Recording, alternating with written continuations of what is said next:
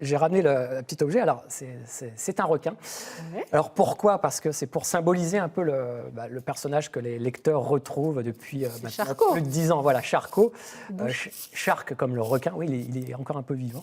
Et voilà, donc c'est Charcot. Ça symbolise un peu le requin, le prédateur qui ne lâche jamais sa proie. Et voilà, vous aurez un petit peu de ce personnage sur chez Merci vous. beaucoup. Vous l'aviez choisi pour ça, ce nom de Charcot? Ça avait un lien avec le requin? Oui, quand je l'ai créé, j'avais l'image du flic qui est très tenace, qui n'abandonne jamais.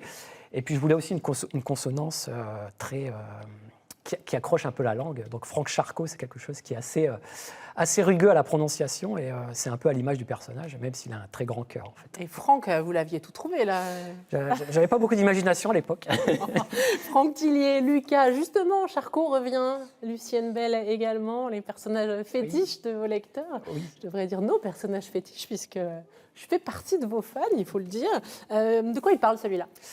Alors, ça se passe dans les nouveaux locaux de la police judiciaire, puisque le mythique 36 quai des Orfèvres, malheureusement, il a été déserté par la police qui habite. Dans un autre 36? Voilà, il y a un autre 36, dans un autre quartier de Paris. Que vous êtes allé visiter?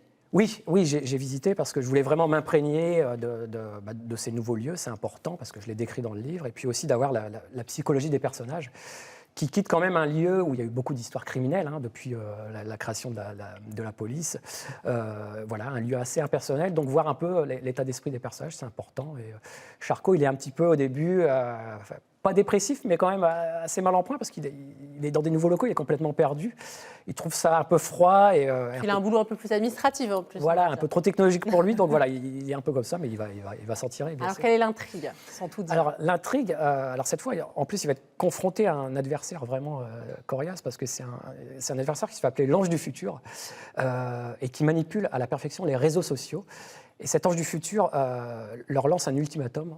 En gros, ils n'ont que 24 heures pour sauver 2 personnes qui ont été kidnappées et qui sont offertes vraiment au réseau, c'est-à-dire tout le monde peut accéder à leur état, ils sont enfermés. Et donc les gens peuvent voir ces gens enfermés, et on sait qu'au bout de 24 heures, il y en a un des deux qui va mourir, malheureusement. Et donc Charcot et son équipe doivent essayer d'attraper cet ange du futur qui joue avec eux et qui les défie. Et c'est extrêmement compliqué parce que Charcot, lui, il aime bien quand même poursuivre des êtres de chair et de sang. Et là, il est confronté à des écrans, à quelque chose de virtuel. Et donc, il ne sait pas comment faire. Donc, voilà, on va voir comment ça va se passer. Au-delà de l'enquête qui est très bien menée, c'est aussi une réflexion sur les réseaux sociaux que vous aviez voulu mener? Oui, vraiment. C'est le monde dans lequel on vit aujourd'hui, le monde de l'interconnexion. On est tous connectés les uns aux autres. On a tous des téléphones portables, des écrans, des profils un peu partout et des mots de passe qui se baladent. Et on livre beaucoup de nos données, de nos informations personnelles à des machines, quelque part.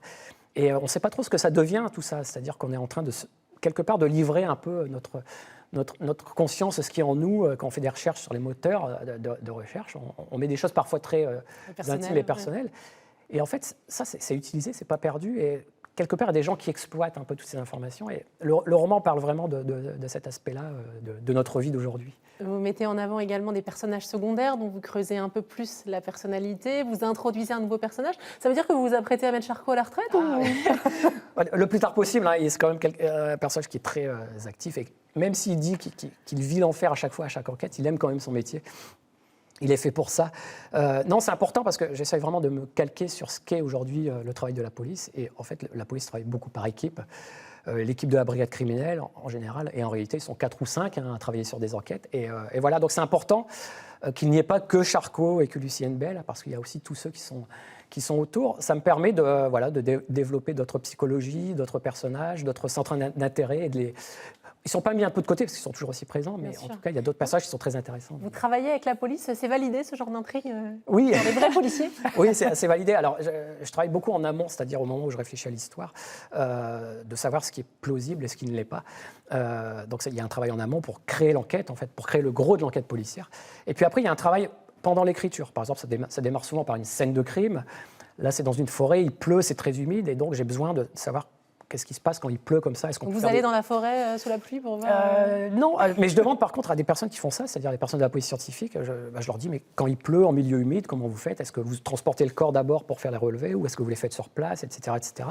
C'est important, je trouve, dans des enquêtes policières, d'être très précis et très respectueux finalement du métier de policier. C'est pour ça qu'ils apprécient aussi les romans, ils les lisent. Et, voilà, donc j'ai quand même je fais très attention à ce que j'écris parce que je sais que c'est lu après par les policiers.